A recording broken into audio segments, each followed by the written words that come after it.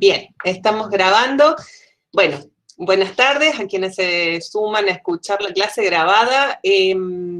Hoy, en nuestra última clase teórica, vamos a cerrar algunos conceptos que nos quedaban para revisar de la propuesta teórica de Pierre Bourdieu de la unidad 4, y vamos a trabajar brevemente una integración y comparación de los contenidos de las 4 unidades para cerrar a nivel teórico las 4 unidades.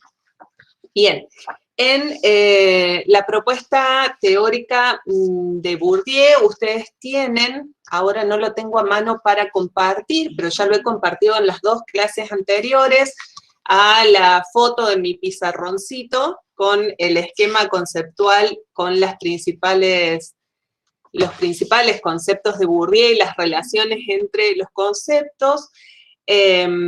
Decíamos que para explicar las prácticas sociales, Bourdieu postula un sujeto al que él llama agente social, que a ese agente social lo construye a partir de una doble dimensión. Bourdieu permanentemente habla de esta doble dimensión constitutiva de lo social, una doble dimensión que son las nociones de hábitus, es decir, las disposiciones a actuar más de determinada manera que de otra, y no solo disposiciones a actuar, sino disposiciones a actuar, a pensar, a hablar, a valorar, más de determinada manera que de otra, que es lo que él llama hábitus, y la posición objetiva en un campo, que es una posición social siempre relativa a las posiciones que ocupan otros agentes sociales en determinados campos sociales. Estos campos sociales están dentro del espacio social general.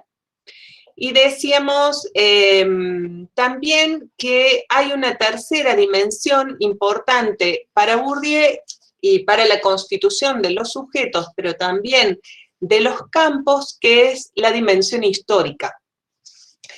Fíjense en Bourdieu, en la perspectiva de Bourdieu podríamos decir con toda tranquilidad que más que una perspectiva estrictamente sociológica, es una perspectiva sociohistórica, ¿no?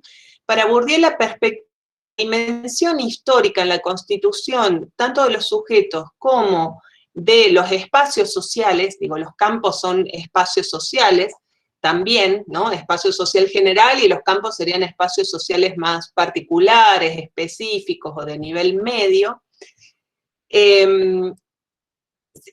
Siempre son también definidos no solo en el presente, sino también en la historia. Esto es absolutamente opuesto a la idea de Elster y de la teoría de la acción racional. ¿Se acuerdan que decíamos que la teoría de la acción racional es una teoría desprovista de historia, que no se pregunta por la historia? ¿En qué se nota la dimensión histórica en la constitución de los campos? ¿Cuál es esa dimensión dinámica de los campos? Bourdieu concibe al espacio social como un espacio que está en permanente cambio, en permanente movimiento, ¿no? Como un espacio justamente dinámico. Es en esta idea, ¿se acuerdan que él decía que los campos son campos de fuerzas y campos de luchas? Bueno, esta idea de el campo de fuerzas era para hacer alusión a las relaciones de poder entre los agentes sociales que ocupan diversas posiciones en un campo. Y la idea del campo de luchas era para mostrar que esos agentes sociales están en permanente lucha o relación agonística por mantener o incrementar o mejorar su posición de poder relativo. ¿Y cómo mejoran su posición de poder relativo? Obteniendo más capital, o sea, un mayor volumen de capital, u obteniendo capitales nuevos que no tenían previamente, es decir, diversificando la estructura de sus capitales, ¿sí? Porque decíamos que las posiciones objetivas en los campos se definen a partir de la posesión de determinados, posesión, administración, gestión o control de determinados capitales en volumen y en estructura, ¿se acuerdan? Entonces, la lucha por esos capitales o por los capitales en juego en cada campo social implican también cambios en las posiciones. ¿no? Porque hay quienes logran incrementar sus capitales, por lo tanto, mejorar sus posiciones de poder relativo. Hay quienes pierden algunos capitales y, por lo tanto, se reducen, digamos, se ve afectada su posición de poder relativo, disminuye su capacidad de hacer, ¿no? El poder en Bourdieu está entendido como esa capacidad de acción, como una capacidad de influencia en los demás, como algo que incrementa las posibilidades de hacer, ¿no? De actuar.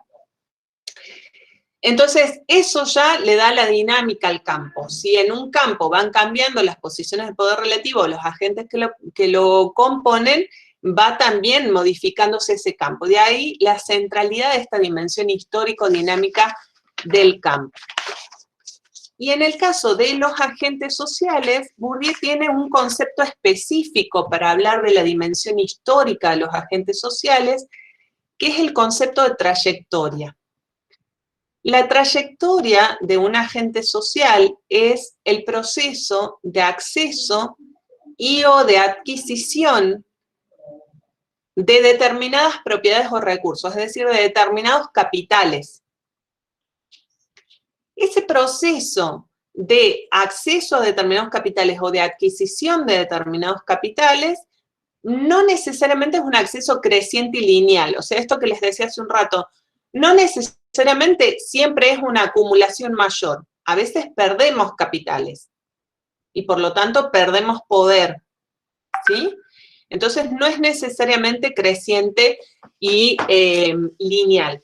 Entonces, esa noción de trayectoria no tiene que ser confundida con la noción de biografía. Bourdieu nunca habla de biografías, solamente este concepto de trayectorias, porque justamente para Bourdieu no hay una idea esencialista, ¿sí?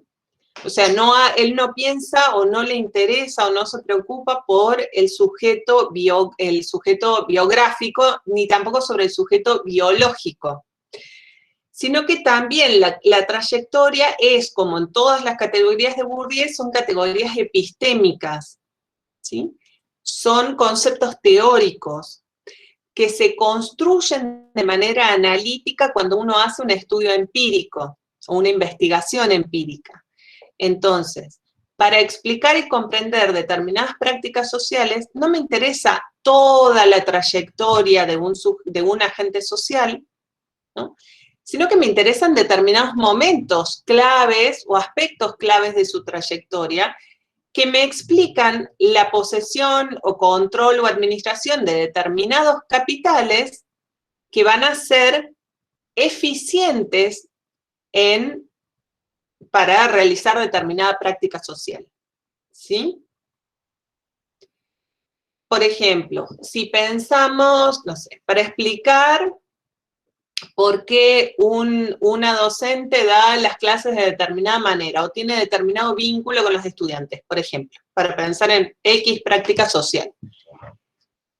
Para eso no hace falta conocer toda la trayectoria de vida de una docente que a la edad en la que estamos dando clases ya es una trayectoria un poquito larga y compleja y que ha pasado por muchos campos además y espacios sociales generales diversos en momentos sociohistóricos muy diversos, con lo cual las investigaciones no terminarían nunca, sino que nos interesan aquellos aspectos de su trayectoria que tienen relación directa para comprender y explicar por qué actúa como actúa, ¿sí? Y eso solo se construye analíticamente. Digo, ahora, como idea general, lo que me interesa que les quede claro es que no hablamos de biografías. Las biografías sí cuentan toda la historia de alguien, ¿sí? En el caso de la trayectoria no estamos hablando de eso. Entonces, las trayectorias implican no solo lo que nos sucede, por ejemplo, al nacer en determinada familia, en determinada clase social, en determinada sociedad, obtengo ya, casi por derecho de nacimiento, diríamos, ciertas propiedades y recursos, es decir, ciertos capitales que después, dadas las contingencias a las que me veo sometida, puedo incrementar o reducir, ¿no? Incrementar o perder capital cultural, económico, social, político, etc. Y en toda la trayectoria es muy importante la idea de gestión, el trabajo propio que hace el agente social para incrementar o mantener los capitales que posee, ¿no? Esto, por ejemplo, que hacen ustedes, de inscribirse y cursar y estudiar y sostener la cursada en una universidad pública, apunta a incrementar sus capitales, ¿sí? Es una estrategia, es un trabajo que ustedes hacen para incrementar sus capitales.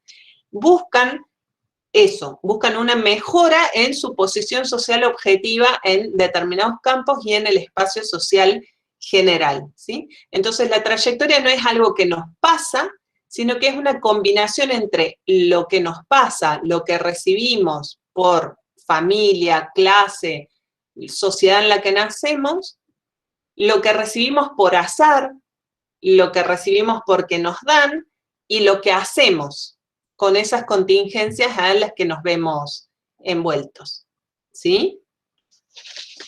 Bien. Hasta aquí esta cuestión de dimensión histórica. ¿Cómo vamos con eso? ¿Dudas? ¿Preguntas?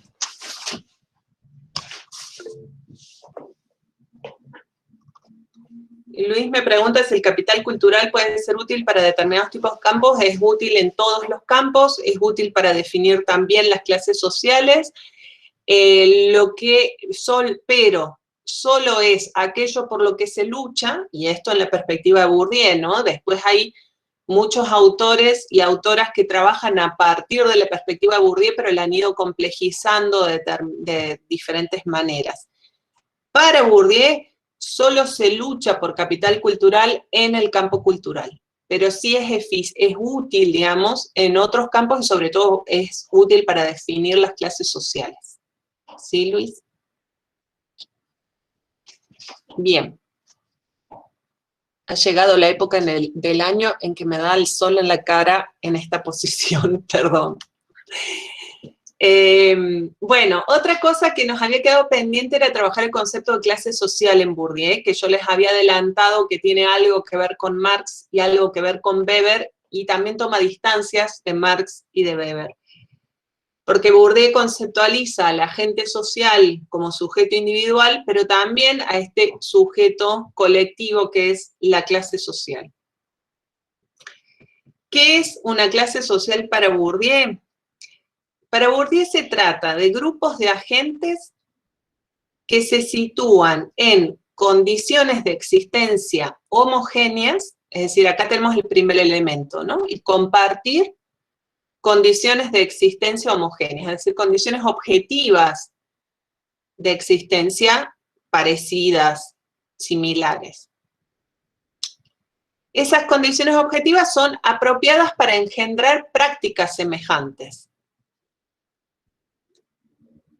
Y son agentes que poseen un conjunto de propiedades comunes, objetivadas e incorporadas. Es decir, o dicho de otra manera, una clase social se construye a partir de 3 dimensiones en Bourdieu. Las condiciones objetivas, es decir, esas condiciones materiales de existencia que comparte un grupo de agentes.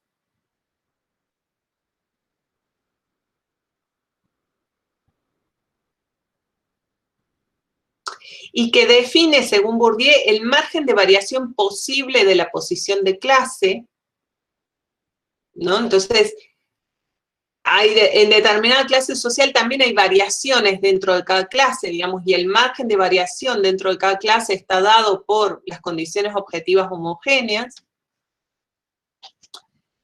La segunda dimensión es la posición social que ocupa este grupo de agentes que comparten posiciones sociales homogéneas, es decir, su posición en el espacio social general, ¿no?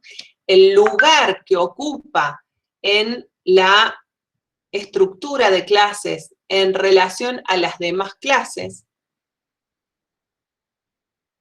y es un lugar siempre de mayor o menor poder, un lugar de dominación o de subalternidad, ¿no?, con respecto a otras clases. Y ese lugar, del mismo modo que en el caso de los agentes sociales, ese lugar social, esa posición social, se define en función del control relativo que cada clase social tenga de ciertos capitales, ¿no?, de ciertos recursos, bienes, propiedades. Y a partir de esa posición es que establecen relaciones objetivas con las demás clases, de dominación o de dependencia, esto que les decía, ¿no? Dominación-dependencia, dominación-subalternidad,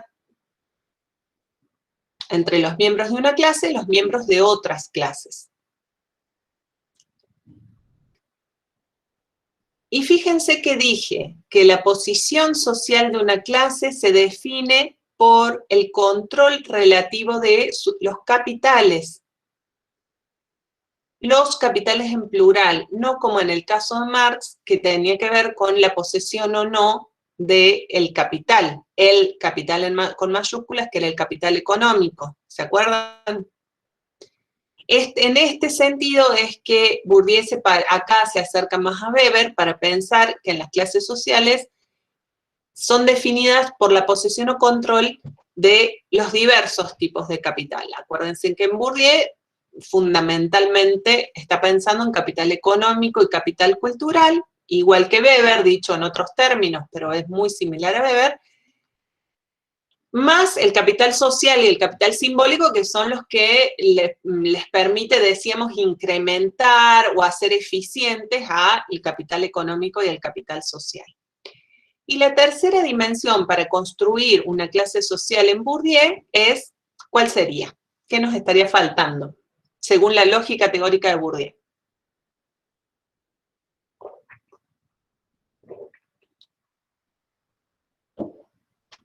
¿Qué nos falta? El hábitus.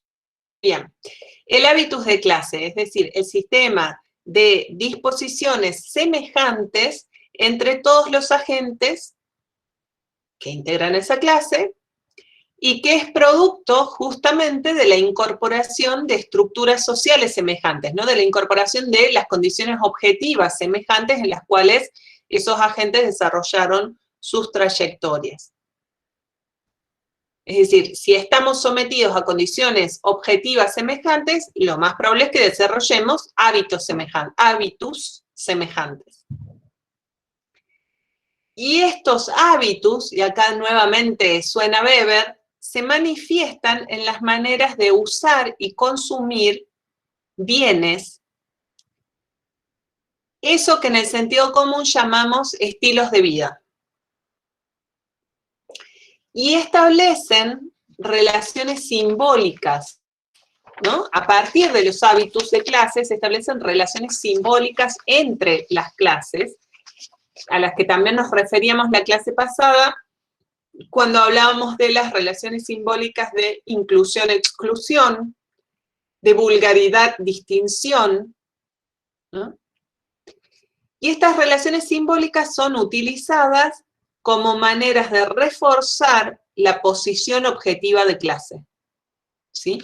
Es decir, las relaciones simbólicas de vulgaridad-distinción lo que hacen es reforzar de una manera tal vez más velada o más indirecta las relaciones objetivas de dominación-dependencia, ¿sí?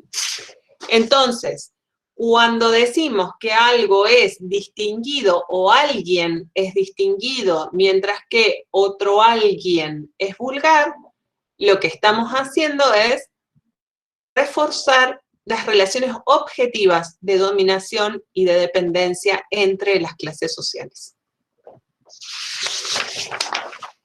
Cuando yo les decía que que una de las dimensiones con las cuales se construye una clase es la posición objetiva, y decíamos que en Bourdieu las posiciones objetivas se definen a partir de ¿qué? ¿Cómo definía Bourdieu las posiciones objetivas? ¿A partir de qué se definen las posiciones objetivas en el espacio social?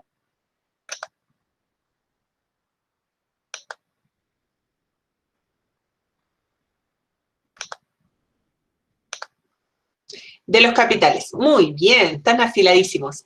Exactamente. Entonces, ¿cuáles son los principios de definición de una clase? El volumen global de capital,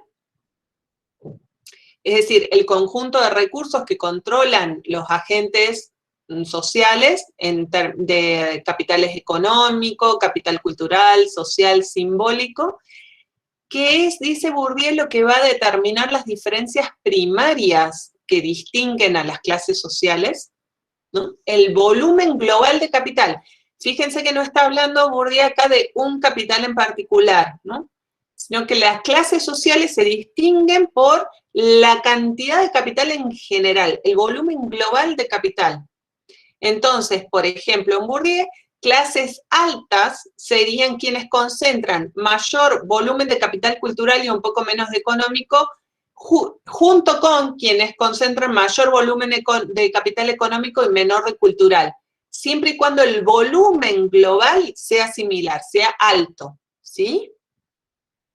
Eso es una diferencia muy importante, porque rompe con nuestra noción predominantemente marxista de clase social. Y en segundo lugar, el segundo principio de definición de la posición social de una clase es la estructura del capital. La estructura es, igual que cuando hablábamos de agentes, la forma particular de distribución de los diferentes tipos de capital dentro del volumen global de capital, ¿sí? Entonces, la primera definición de clase sería este volumen global de capital, ya sea que se tenga mayor cantidad de capital cultural o mayor cantidad de capital económico. Pero el segundo principio de definición, que es el que va a determinar diferencias dentro de las clases sociales, es decir, diferencias secundarias, las diferencias que van a determinar a las fracciones de clase, ahí sí juega la estructura, es decir, cómo está compuesto ese volumen global, si es mayor el capital cultural y menor el económico, es mayor el económico y menor el cultural. Entonces ahí sí tenemos fracciones de clases distintas dentro de la misma clase social. ¿Sí? Bien. En el caso de las clases sociales, también es importante el concepto de trayectoria. Digamos, la dimensión histórica en Bourdieu siempre está presente como cuarta dimensión. ¿Y cuál es la relación entre campo, hábitos de clase y prácticas? Ya lo decíamos, creo, un poco la clase pasada cuando trabajamos hábitos. Todas las propiedades incorporadas y objetivadas de los agentes y de las clases sociales, de los grupos de agentes, constituyen factores explicativos de las prácticas en tanto delimitan sus posibilidades de acción. Sin embargo, en cada campo, según la lógica específica de cada campo, no todos los factores, es decir, no todas las propiedades incorporadas y objetivadas tienen el mismo valor, que eso lo veíamos en la primera clase sobre Bourdieu cuando hablábamos de campo, ¿no? Entonces, digo, tenemos diferentes tipos de capitales, pero no nos sirven de la misma manera todos los capitales, ¿no?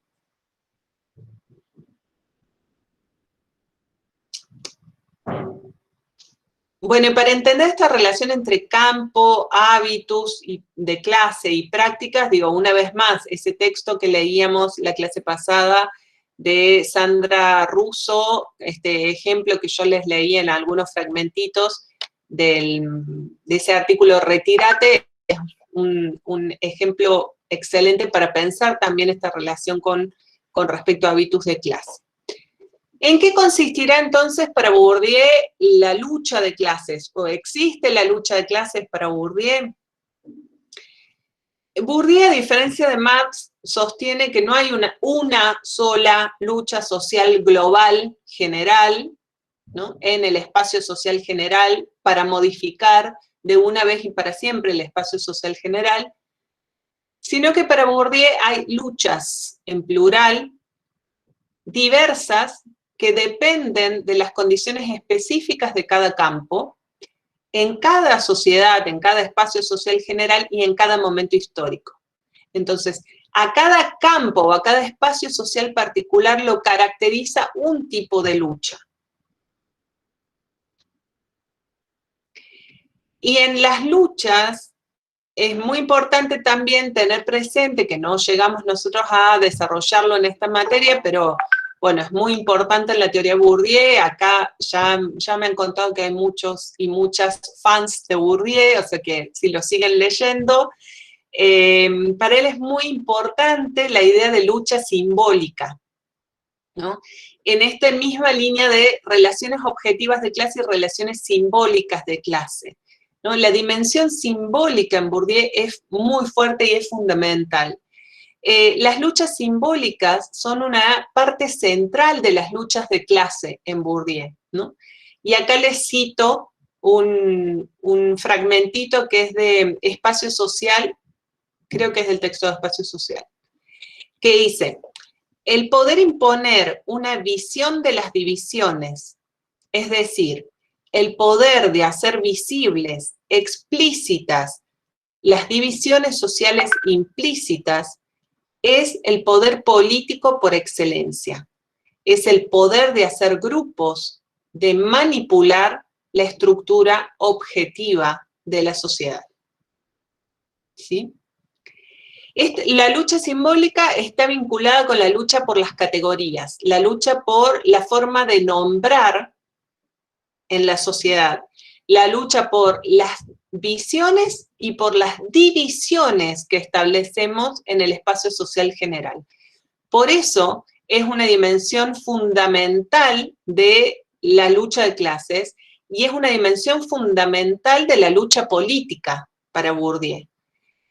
Si para Bourdieu la lucha política, y no solo para Bourdieu, digamos, para muchos y muchas autores y autoras, la lucha política es una lucha por determinada visión del orden social y por imponer una determinada organización de lo social que implica cierta distribución de las jerarquías sociales a partir de cierta distribución de los recursos sociales, la lucha simbólica es la lucha por la forma en que nombramos esa jerarquía y en que nombramos esa distribución, que nombramos esas divisiones, quién está dentro y quién está afuera, quién está incluido, quién está excluido, quién está arriba y quién está abajo.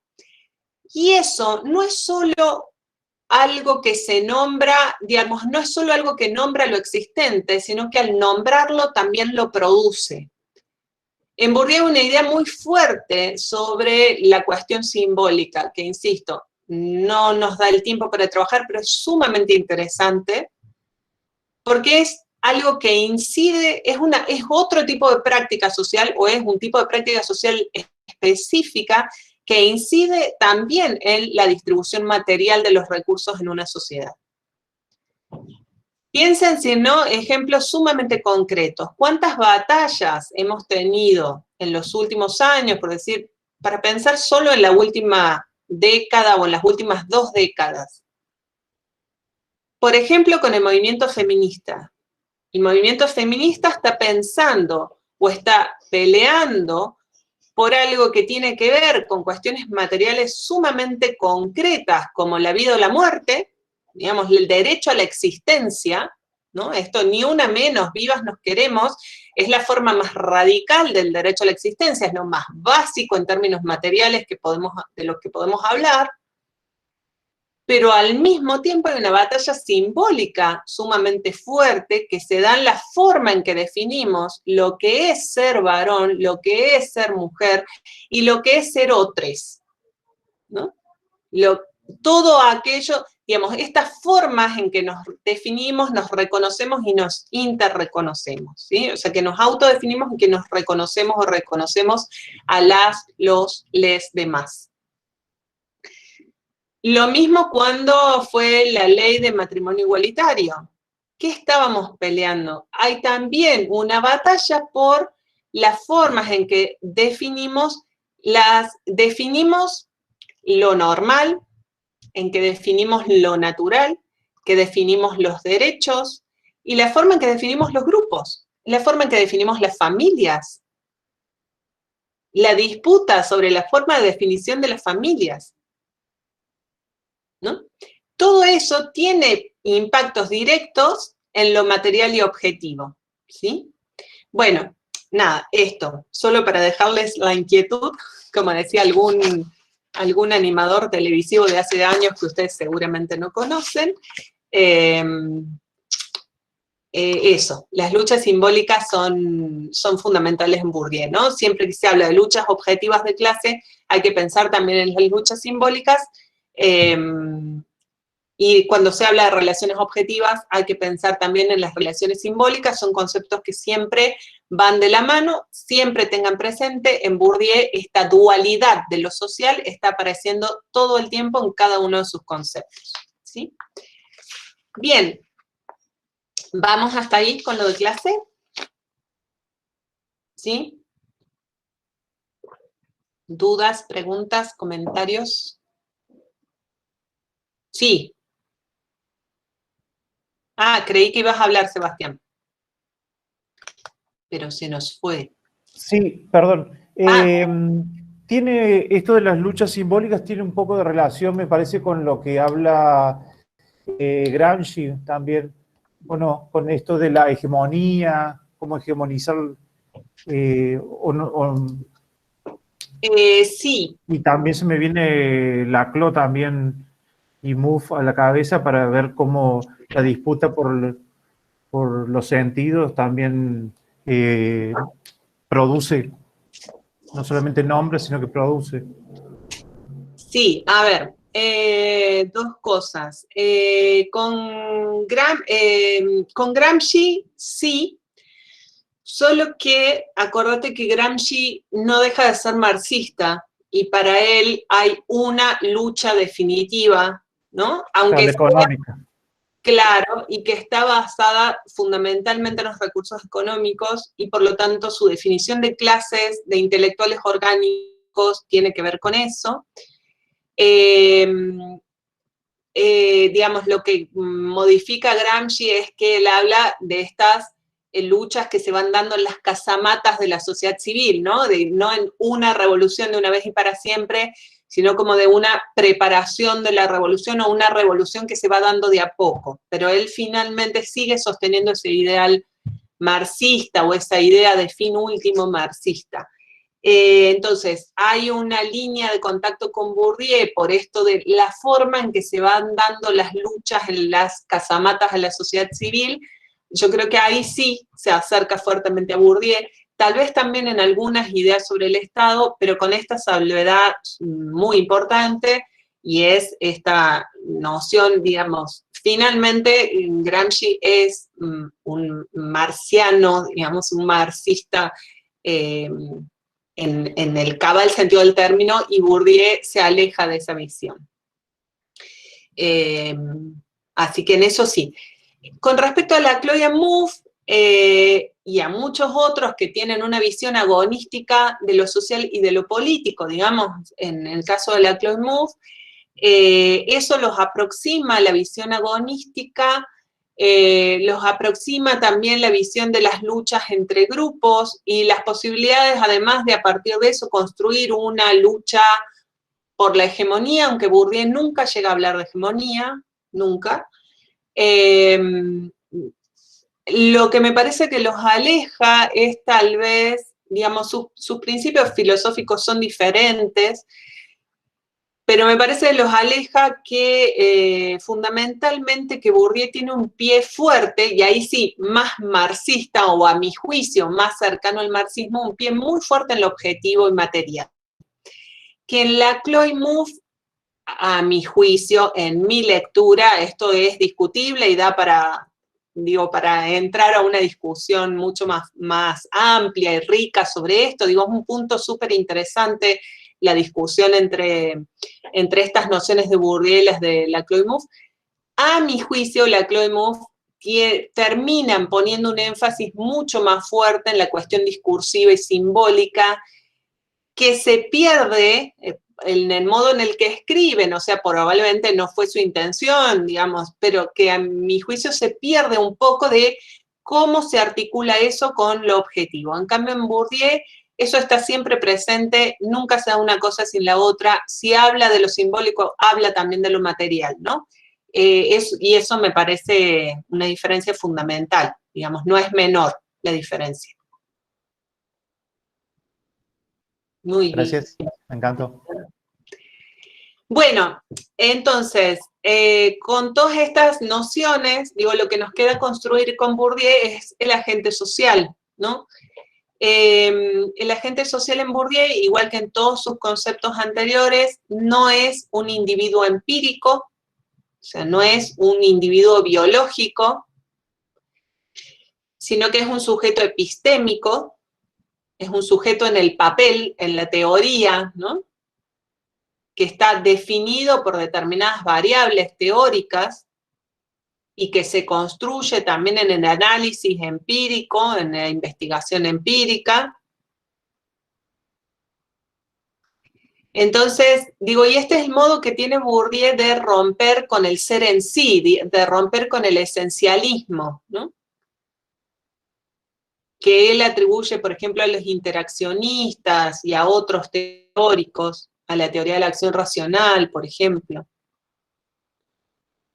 También rompe con el sujeto definido por su naturaleza psicológica, o sea, no está definido por su naturaleza biológica, tampoco por su naturaleza psicológica, sino que en Bourdieu el agente social es un sujeto socialmente diferenciado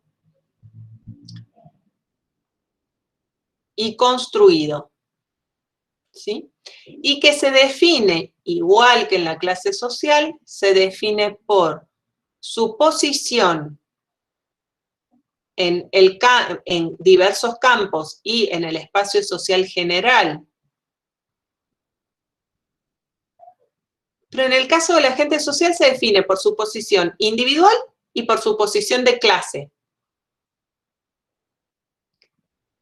También se define por su hábitus, por su disposición individual y de clase. Y por su trayectoria, también su trayectoria individual y su trayectoria de clase.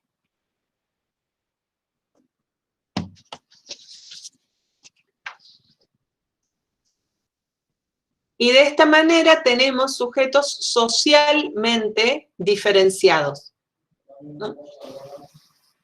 La identidad social de los sujetos se define a partir de la combinación de estas tres conceptualizaciones. Es decir, ¿de qué hablamos cuando hablamos de identidad? Es la identidad con la que un sujeto se autodefine y con la que es reconocido por los demás.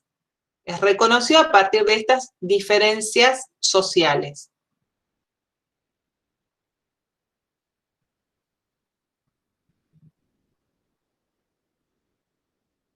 ¿Y cómo se explican entonces, para terminar, ya llegar al último puntito de nuestro pizarrón, de nuestro esquema conceptual, las prácticas sociales? Para Bourdieu, las prácticas sociales se definen como resultado de la estrategia del agente social, en tanto opciones que realiza el agente. Acuérdense que son opciones, no decisiones, y que cuando hablamos de estrategia en Bourdieu no estamos hablando de estrategia en el mismo sentido que la teoría de la acción racional, sino de estrategias que puedan no ser conscientes, o sea, pueden serlo, pero no necesariamente, y pueden ser racionales, pero no necesariamente. Y que aunque no sean racionales y no sean conscientes, que según Bourdieu es la mayoría de los casos de las acciones humanas, de las acciones sociales, aún así implican opciones. Por eso no hablamos de decisiones, porque decisión nos remite a la idea de que tomamos una decisión de manera consciente, razonada, reflexionada, ¿no? Sino hay opciones porque tenemos un espacio de posibilidades. Bourdieu habla mucho del espacio de posibles, ¿no? Las condiciones objetivas en las cuales desarrollamos nuestras prácticas nos determina cierto espacio de posibles, un espacio de posibilidades. Optamos por actuar según una de esas posibilidades. Por eso hablamos de opción y hablamos de estrategia. Porque no tenemos un solo curso de acción posible, sino varios.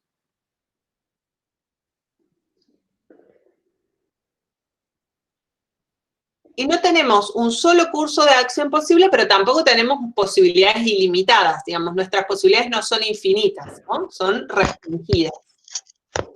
Entonces, no hay una única acción posible, pero tampoco hay infinitas acciones posibles. Y esa opción que vamos a tomar dentro de ese espacio restringido de posibles es una opción que vamos a definir de acuerdo a nuestra posición, nuestro hábitus y nuestra trayectoria.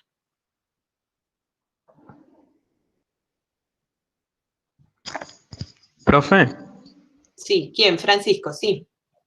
Sí, tengo una pregunta con respecto a cuando dice sobre una acción o una estrategia que es no consciente. ¿Cuál sería una acción no consciente para Bourdieu?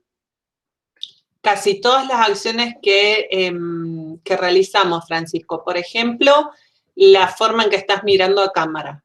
Son todas, no está reflexionado, digo, la forma en que yo estoy gesticulando cuando te respondo. Nada, no está reflexionado, ¿sí?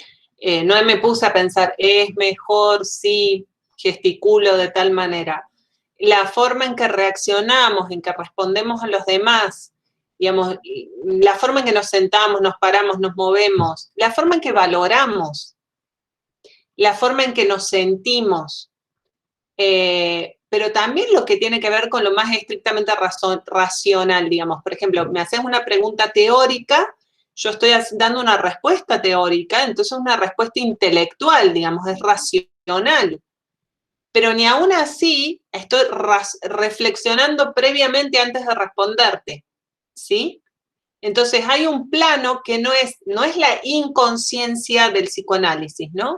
O sea, eso no quiere decir que esto nos lleve al mismo plano del psicoanálisis, sino que no pasa por la reflexión, ¿sí? Actuamos, que no es ni la reacción instintiva al estilo perrito de Pavlov, que nos ponen la carne y movemos la cola, no es reacción instintiva, tampoco es inconsciente psicoanalítico, sino que es este plano de la no reflexión previa, porque sí. ¿Y por qué es esto? Por lo que decíamos en la clase pasada sobre hábitos. Es lo que nos permite economizar energías, economizar tiempos. Es lo que hemos aprendido a hacer y lo ponemos en juego para poder resolver la cotidianeidad de manera más rápida. Piensen que si reaccionamos cada uno de los detallitos de nuestra acción social, no terminamos de actuar nunca. ¿Sí? O sea, piensen que si yo tuviera que ponerme a reflexionar un rato, cada una, ¿qué será mejor que les conteste? ¿Cuál será el óptimo, la respuesta óptima para cada pregunta que me hacen? La clase puede durar 2 semanas, con facilidad, ¿sí? ¿Se entiende, Francisco? Buenísimo. Sí, profe, muchas gracias. Y lo no consciente es lo que puede ser llevado a la conciencia, ¿no? O sea, si me preguntan, digamos, si después vemos la clase grabada, me pongo a ver qué respuestas di, puedo llevarlo a la conciencia, o sea, puedo hacer una reflexión, lo que Bourdieu llamaba autosocioanálisis, sobre por qué dije lo que dije, hice lo que hice, valoré lo que valoré, me sentí de la forma en que me sentí, ¿sí? Es lo que puede ser llevado a la conciencia. Sí, hacemos un trabajo para llevarlo a la conciencia, pero no lo llevamos a la conciencia para poder actuar, digo, para ser operativos y operativas. Bien.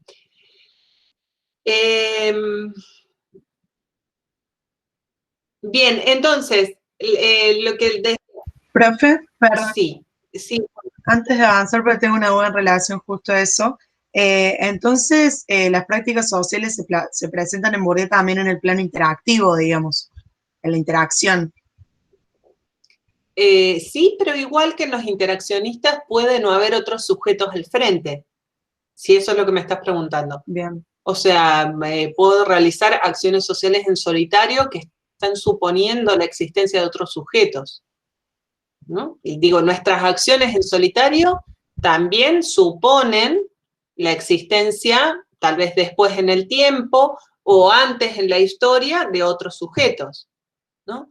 Piensen, por ejemplo, en el tributo, digo, se me acaba de ocurrir, pero por ejemplo en el tributo a nuestros muertos. Digo, estamos pensando en nuestro presente, estamos pensando tal vez en las generaciones que vienen, quienes tenemos hijos, hijas, digo, tal vez nos juega esto de transmitirles también el conocimiento y el respeto o el cariño por aquellos a quienes no han conocido, que tienen que ver con quiénes son estos niños y niñas hoy, pero también tiene que ver esa especie de compromiso asumido con quienes ya no están ni estarán de nuevo nunca más, ¿no? Con quienes han fallecido. Y tal vez, por ejemplo, vamos a un cementerio en solitario y hay todo digamos, tenemos nuestros propios rituales que tienen que ver con alguien que ya no está, pero estuvo, ¿sí? Entonces, digo, no es interacción en presencia necesariamente. Bien. Y pensándolo en términos de, como de la escala, digamos, por ejemplo, se me ocurre Chile, digamos, y no sé, que organizan movilizaciones y van todos a la Plaza de Dignidad después de que se vota la nueva Constitución. Y eso es una gran práctica social, y quizás puesto en escala de cómo cada persona hace sus duelos, que también igual es social. Digo, hay ahí como una relación, digamos, rigen como las mismas normas, por así decirlo, las mismas categorías, mejor dicho. En Bourdieu, desde Bourdieu, desde la perspectiva de Bourdieu, sí, sí. Tenemos también en la acción colectiva, digo, esta idea, bueno, yo no se los dije para no complicarles, pero la idea de agente social en Bourdieu, podemos construir, cuando hacemos investigación empírica desde la perspectiva de Bourdieu, podemos construir agentes sociales individuales o agentes sociales colectivos. Digamos, por ejemplo, podemos analizar las prácticas sociales de determinada organización social, construyéndola como un agente social colectivo. Eso tiene una complejidad extra, ¿no? Digo, no se crean que es fácil ni que está todo resuelto, pero es una posibilidad dentro de la teoría construir agentes sociales colectivos que tienen capitales, digamos, las organizaciones tienen sus propios capitales, su propia trayectoria, ¿no? Por ejemplo. Pero en el caso, por ejemplo, este que vos dabas, en el caso del estallido chileno en su momento, que fue más bien desorganizado, digo, en el sentido de que no fue motorizado, al menos inicialmente, de manera explícita por determinadas organizaciones que planificaron esas manifestaciones, en ese sentido, ¿no? O, por ejemplo, la manifestación de júbilo, digo, las celebraciones de ayer, pues fueron en Plaza Dignidad en Santiago, pero las plazas chilenas en muchos lugares.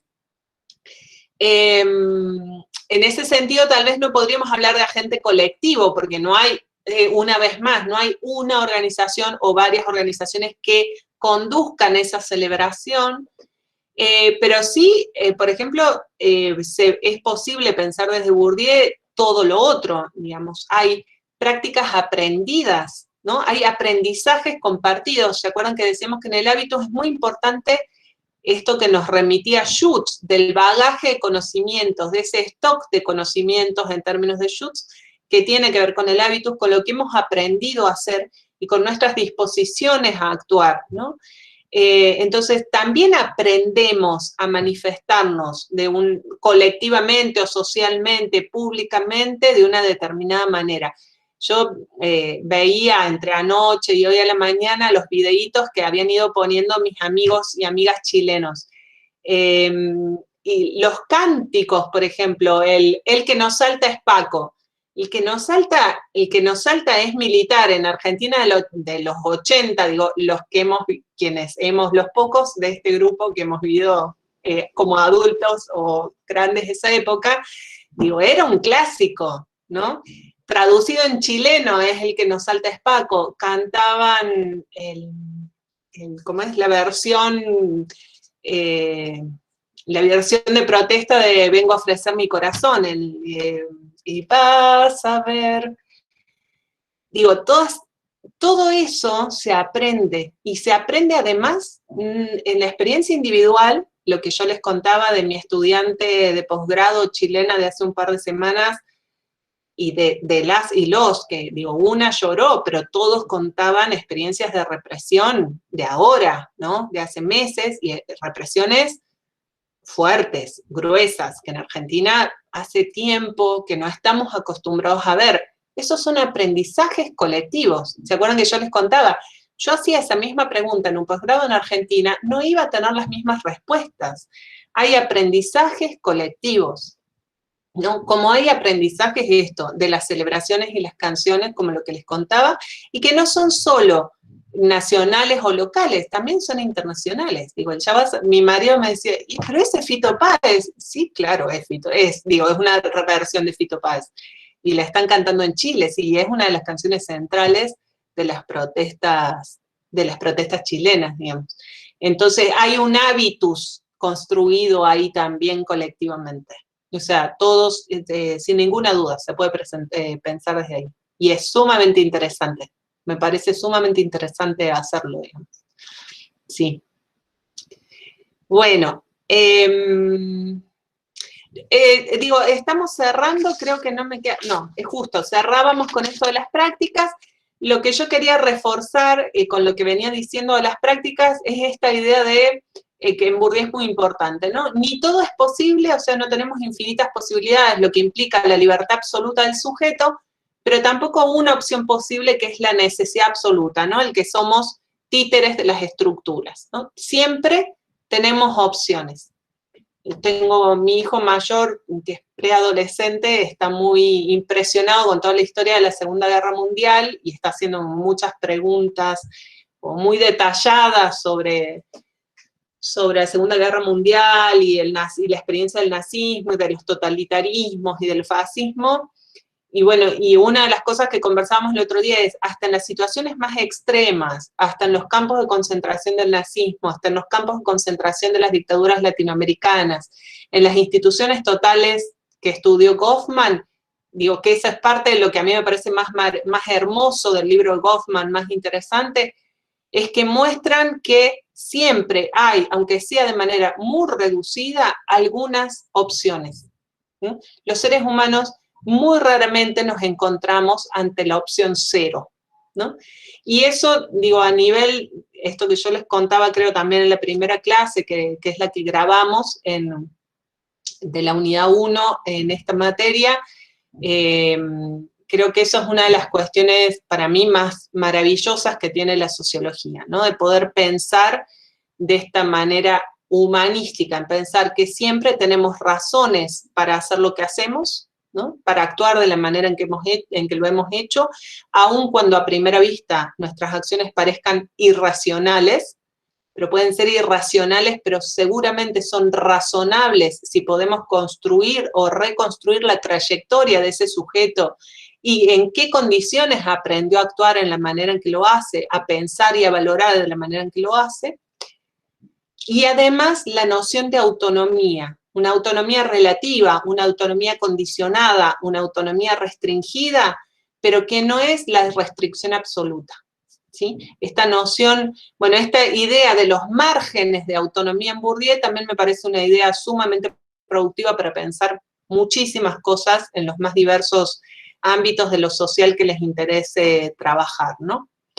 Esta relación entre la necesidad y la estrategia, entre la necesidad y la libertad, entre no hablar de determinación de las estructuras, pero tampoco de la libertad absoluta, sino de condiciones favorecedoras de la acción, ¿no? Hay ciertas condiciones que favorecen las prácticas sociales. Bueno, hasta aquí llegaríamos con Bourdieu. ¿Dudas, preguntas, comentarios? Yo tengo una pregunta muy cortita. Sí. Profe, ¿qué tal? De la agente social me quedé colgado, que hablas de la identidad social que se construía a partir de la diferenciación y la relación, además. Es lo mismo que decías la primera clase de los principios relacionales y Perdóname, Marco, no te escuché bien. Decía que se definía el agente social, ¿cómo? La identidad social de la agente social se define a partir de la relación y la diferenciación. Ah, sí. Es lo mismo que decía la primera clase de los principios relacionales y diferenciales. Claro. Porque esos principios son los principios de la teoría de la estructuración, ¿no? Del estructuralismo. Entonces siempre todo se define en relación a otro, entonces siempre, fíjate, siempre hemos estado hablando, el agente social, su posición se define en relación a la posición de otros agentes sociales. El hábitus de clase se define en relación simbólica a los hábitus de otras clases. Siempre, todo el volumen global de capital es siempre en relación al volumen global de capital que tengan otros agentes u otras clases. Siempre es una definición en relación, se es en relación al otro, otra, ¿sí? Y de diferenciación, porque soy lo que me diferencia, soy lo que me hace distinto, lo que me hace particular. ¿Sí? Esos principios son principios teóricos, digamos, que están permanentemente presentes en la base de todas las conceptualizaciones.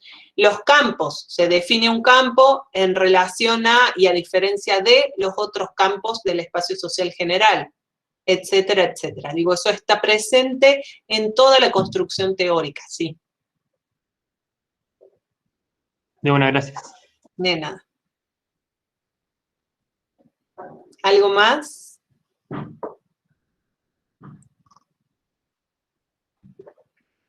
Bueno, digo, para integrar, cerrar o como hacer el repaso, el recorrido de toda la materia,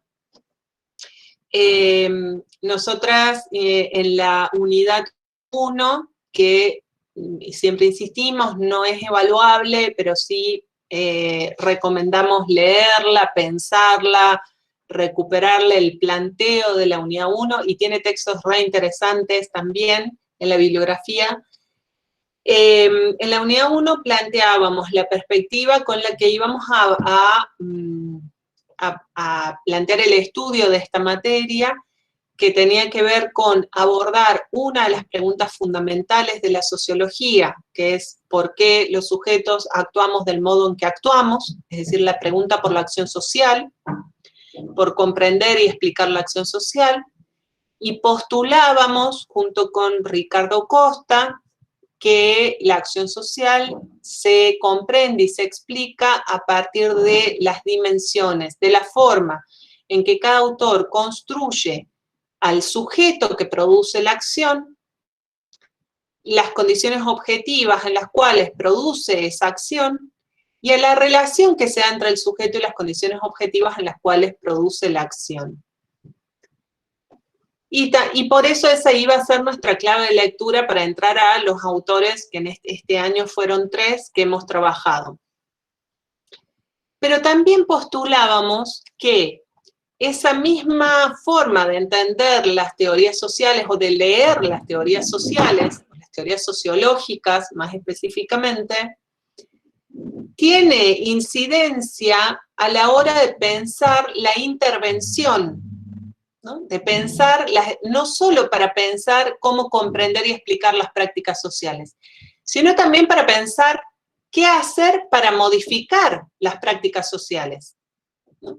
Entonces, para pensar la intervención política, para pensar el cambio social o los cambios sociales, digo el cambio social no con mayúsculas en sentido marxista, sino cambios sociales también pequeños, a nivel micro, a nivel meso, o en un área, etcétera, para pensar algún tipo de cambio social, algún tipo de modificación y cómo intervenir para modificarlo, también es necesario tener en cuenta estas dimensiones de las teorías sociales. Una intervención política que se centre solo en los sujetos y no tenga en cuenta las condiciones objetivas en que esos sujetos producen sus prácticas, o al revés, que se centre solo en condiciones objetivas y que no tenga en cuenta los valores, los hábitos, las racionalidades diversas, las creencias de los sujetos que producen las prácticas, también está destinada al fracaso. Es decir, para pensar un buen plan, programa o estrategia de intervención, también es necesario tener en cuenta estas teorías sociales. Costa decía que toda estrategia de intervención es una teoría de la acción puesta en acción, justamente por esto, ¿no?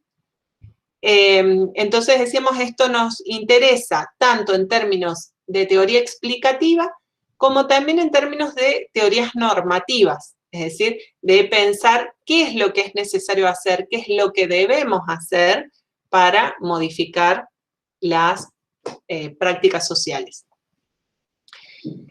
Y en la unidad 1 también planteábamos que hay que prestar mucha atención a los niveles de análisis. Si es las teorías se sitúan en un nivel de análisis micro, meso, macro, ¿no? Porque según el nivel de análisis tenemos tenemos que tener en cuenta, por ejemplo, cuando hacemos investigación empírica, diferentes elementos para sustentar nuestra investigación. Hacemos uso a diferentes recursos teóricos, a diferentes metodologías, es decir, el nivel de análisis nos va a ir marcando todas las opciones distintas que tenemos que tener en cuenta a la hora de investigar. Pero también a la hora de relacionar una teoría con otra, es decir, no todas las teorías se ocupan de todo lo social, por más que las que hemos estudiado son teorías que pretenden ser muy abarcativas, pretenden ser teorías sociales generales, pero siempre hay algunos aspectos que desarrollan más o menos. Y hay teorías que son compatibles entre sí, tienen lógicas compatibles entre sí, articulables, y otras que no, que son incompatibles. Por eso nos interesa este último punto de la evaluación, que es la de comparación e integración de los autores, ¿no?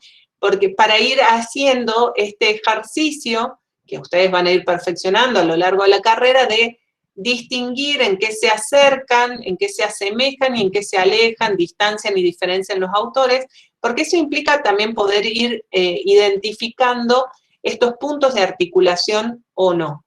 Una de esas cuestiones que hay que tener en cuenta es el nivel de análisis en el que estamos operando o en el que cada teoría opera. Entonces, en Elster, por ejemplo, es un nivel de análisis, ¿cuál? Micro, meso, macro.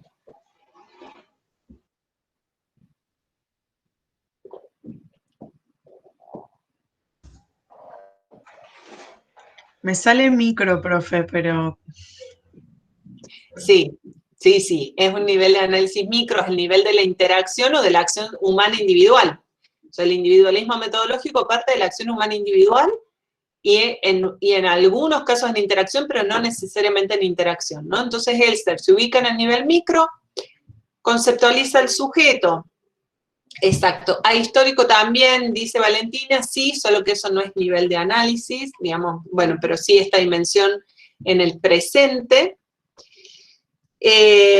Conceptualiza un sujeto racional, un sujeto empírico, esto que decíamos no es un sujeto teórico, no es socialmente diferenciado, o sea, se postula un sujeto universal también, es decir, se supone que todos los seres humanos compartimos el mismo tipo de racionalidad que define a la racionalidad o a la acción racional como aquella que busca el óptimo, la mejor opción posible. Conceptualiza a las condiciones objetivas como oportunidades para llevar adelante esa acción racional. Pero en todos los casos, como dice Valentina, tanto en el sujeto como en las condiciones objetivas, no tiene en cuenta la historia, la forma en que se han construido esas condiciones objetivas, la forma en que los sujetos incidimos para también construir nuestras condiciones objetivas. Digo, las condiciones objetivas no vienen dadas, o sea, como han visto en Bourdieu, y también incidimos para también construir nuestras condiciones objetivas, para mantener o mejorar las condiciones en las cuales operamos, ¿no? Hay una dimensión de las condiciones objetivas en las cuales podemos incidir, muchas se nos imponen, ¿no? Pero hay mucho en las que podemos incidir a través de nuestras estrategias. Digo, eso en Elster no está presente. Y tampoco está presente la construcción de los deseos, ni la construcción de los aprendizajes. ¿Se acuerdan? Entonces, también según lo que veíamos en la unidad 1, es un análisis que explica la acción social predominantemente a partir de las condiciones de los sujetos. Esto es, explica la acción social predominantemente a partir de la racionalidad de los sujetos, ¿no? De una característica de los sujetos. Entonces, por eso decimos que es subjetivista, o que su perspectiva teórica es subjetivista. En Habermas, porque les decía, hemos ordenado los autores y las unidades también para ir complejizando o creciendo en nivel de complejidad. En Habermas hay una relación entre niveles, ¿no? Entre el nivel micro del mundo de la vida, del mundo de la interacción, de la cotidianeidad, y el nivel macro del sistema, que son las dos formas en que Habermas conceptualiza la sociedad, y la forma en que conceptualiza los dos mecanismos coordinadores de la acción, ¿no? O sea que por aquí viene su conceptualización de las condiciones objetivas, de qué manera los sujetos coordinamos nuestra acción, si es por el entendimiento o por la influencia, por la manipulación. Y para Habermas también, Habermas también conceptualiza un sujeto que produce la acción, que es un sujeto racional, pero para Habermas lo fundamental no es la única acción posible, es decir, Habermas reconoce, ¿se acuerdan? La acción racional instrumental, como la llama él, que sería esta acción de la teoría de la acción racional, es decir, la que busca el óptimo, el máximo posible, la que busca ser más eficiente. También reconoce la acción dramatúrgica, al estilo de la acción de Goffman, de la puesta en escena, de la presentación del sí mismo. Y también la acción que a él más le interesa, que es la acción comunicativa, la acción orientada al entendimiento, a la búsqueda de consensos, a la construcción de acuerdos. Y para esa acción comunicativa él postula un sujeto racional, pero no con una racionalidad instrumental, sino con lo que él llama racionalidad comunicativa.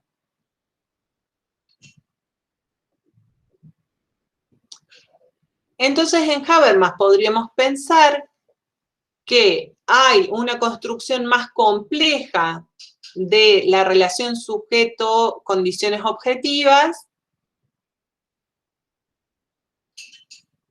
porque Habermas hace un esfuerzo deliberado por hacer una propuesta teórica sintética, es decir, que no sea ni subjetivista ni objetivista, sino que reúna estas dos tradiciones y las ponga en diálogo, o sea, es un esfuerzo explícito, digamos, él lo manifiesta así en sus textos, pero a mi juicio al menos, no deja de poner más el acento en los sujetos, en la capacidad de acción, en la capacidad de acuerdo.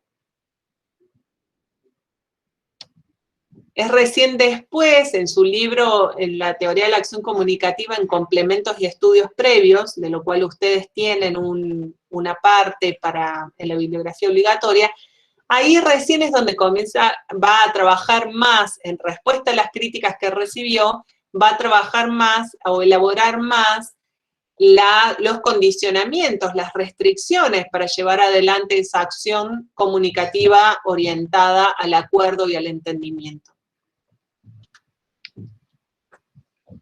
Y en Bourdieu tenemos una propuesta teórica.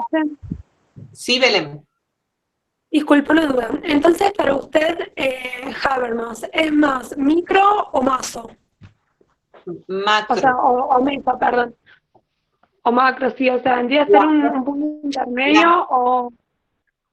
Las dos cosas, ¿te acordás que trabaja la idea del mundo de la vida como la del nivel de la interacción? Y eso es un nivel micro, pero también trabaja la idea del sistema a nivel macro, las dos cosas. Trabaja en los dos niveles su propuesta.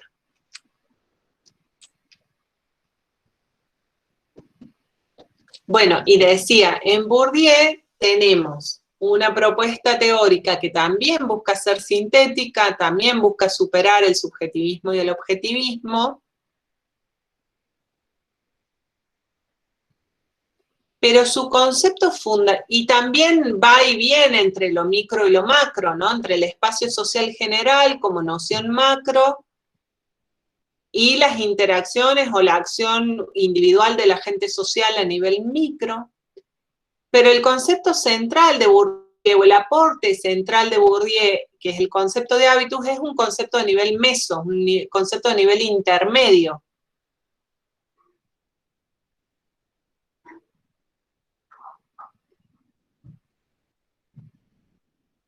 Y en Bourdieu, bueno, ya hemos dicho hace un ratito nomás que conceptualiza al sujeto en esta doble dimensión de un sujeto que ocupa posiciones objetivas en un campo, pero al mismo tiempo es un sujeto que tiene disposiciones a actuar, a creer y a valorar de determinada manera más que de otra, pero incluso esa dimensión más subjetiva del sujeto, si pudiéramos llamarlo así, la noción de hábitus, acuérdense que es lo social incorporado, lo social hecho cuerpo, o sea que incluso el hábitus tiene la doble dimensión de lo subjetivo, que es lo que la gente hizo con lo que recibió, ¿no? El trabajo de la gente, la gestión de la gente, pero también tiene esa dimensión fuertemente objetiva de lo social incorporado, lo social hecho cuerpo, ¿no? Entonces, por eso decimos que en Bourdieu también, si bien igual que en Habermas hay una intención de construir una teoría sintética, en Bourdieu tal vez podríamos leer un acento más objetivista. ¿No? Sin definirlos totalmente, digamos, no es que son subjetivistas, son objetivistas, digo, pero tal vez en esto de como el énfasis dentro de su teoría está tal vez puesto en las condiciones objetivas y en las condiciones objetivas incorporadas, ¿no? Y convertidas en hábitus.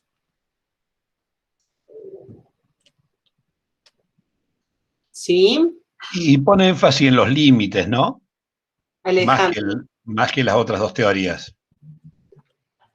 Claro, por eso, digamos, por la misma razón de que pone énfasis en las condiciones objetivas, sí, tal cual, en las restricciones, en las limitaciones, sí. Sin llegar a ser determinista, ¿no? Está lejos de ser determinista Bourdieu. Bourdieu tiene mucho énfasis puesto en la capacidad de acción de los agentes, en la capacidad estratégica de los agentes, muchísimo énfasis puesto ahí, pero sin ser determinista, sí, a mí me parece que sí, que pone un acento, no deja de poner siempre como un poco más de fichas en las condiciones objetivas, sí. Y acá, bueno, y en Bourdieu también aparece la noción de estrategia, pero no estrategia racional ni consciente, ¿no? Fíjense que digo, en Habermas aparece la noción de racionalidad, pero es una racionalidad no instrumental, sino comunicativa. En Bourdieu aparece la estrategia, pero no es una estrategia consciente ni racional, no necesariamente, puede serlo, pero no necesariamente, y, pero sí como una estrategia en tanto opción entre ciertas posibilidades. Entonces digo, hay una serie de sutilezas que tienen que tener claras para diferenciar las teorías también. Bien, estamos hasta aquí. En brevísimas palabras y minutos, este ha sido el recorrido que hemos hecho desde agosto hasta ahora, en estos 3 meses. Bueno, eso. La propuesta ahora sería, si tienen dudas, consultas más generales de cualquier unidad, las proponemos, y después me gustaría que conversemos un poquito sobre cómo ha sido la cursada y cómo la han visto, ¿sí? Voy a dejar de grabar, pero seguimos conectadas y conectados, así atendemos las consultas, ¿sí? No hay clase de práctico, profe, ¿no?